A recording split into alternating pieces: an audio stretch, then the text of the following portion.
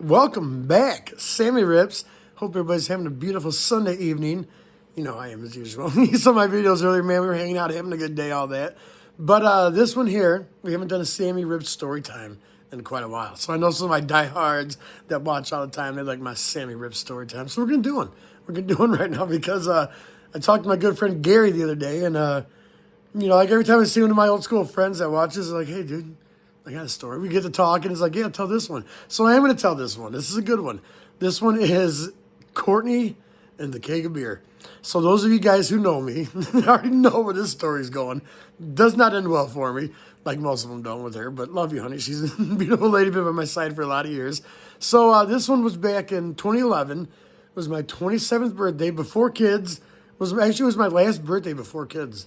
No, it was. I'm thinking about it because, my son will be 12 this year. Yeah, so my last birthday before kids, my boss, Sato, you guys know Sato over at Coast is over there. He owned another bar in town at the time. Excuse me.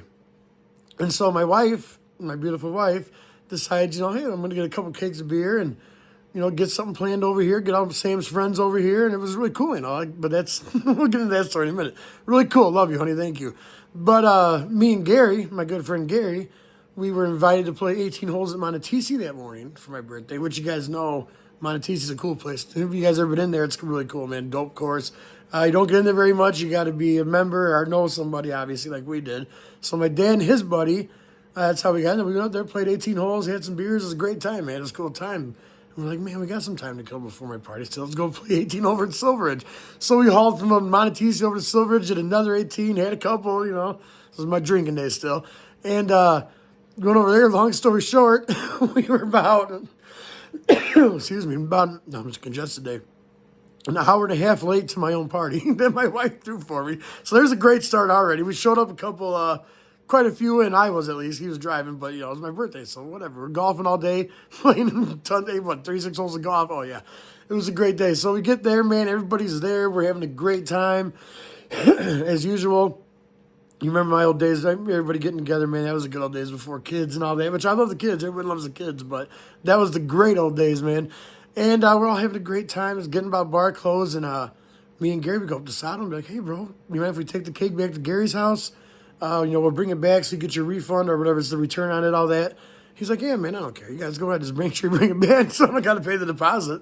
And so we're like, heck yeah, man, we're getting it now. We're like in let's go mode. Bar's about to close. It's still my birthday. We got half a keg left or so.